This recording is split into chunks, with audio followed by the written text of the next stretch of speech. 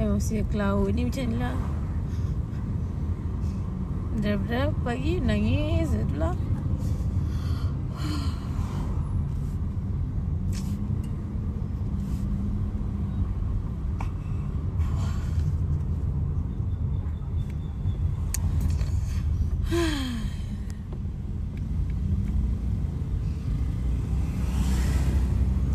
Sambil dengar lagu.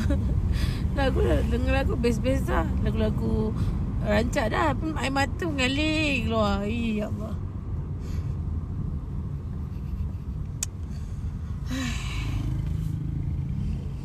Bukan senang lah. Tudung habis ni.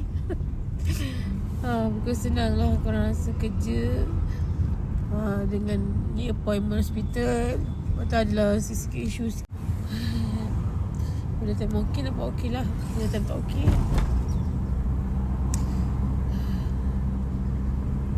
kan depan orang pun boleh mengalir mata kan.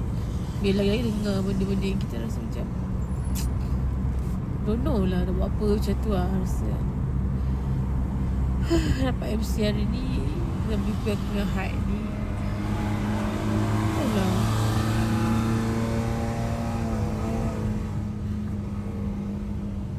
Sebabkan aku punya kewangan ni sangat-sangat tough.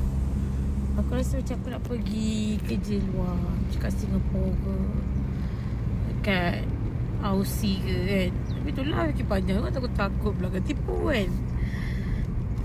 Fikir anak-anak berapa orang tu macam mana, dengan mak ayah dah tua, macam tak menjadi buat. Bukan tak sabar, dah lama sangat lah. Bukan tak sabar, bukan memanglah buat online ni take time.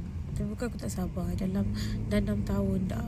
Dah 6 tahun. Memang jangka masa yang sekejap lah kalau korang nak tahu. 6 tahun try macam-macam cara. 2025 tu kira meletup. Orang nak dekat, ada orang judge tengok dia ingat aku ni baru susah. Padahal aku ni aku ni bukannya kahwin dengan orang yang kaya yang tiba-tiba kena tinggal ke tak bukan. Aku yang memang dari awal, daripada kecil mak ayah aku pun hidup tak senang. Aku dah biasa dah susah ni. Cuma bila 1 juta 1 juta tu bukan benda yang sikit lah.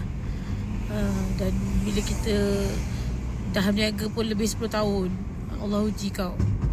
So benda tu bukanlah benda yang kata aku tak redha. Aku redha. Cuma aku nak cepat sikit pula kan. Hutang semua datang minta-minta kan.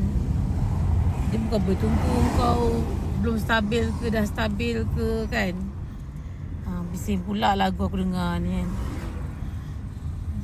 So sekejap korang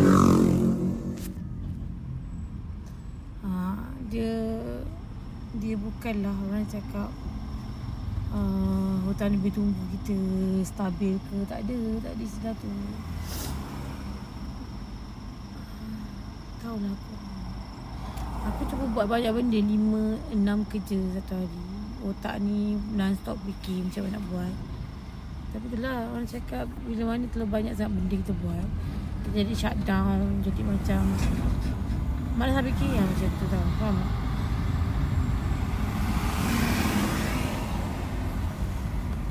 Ada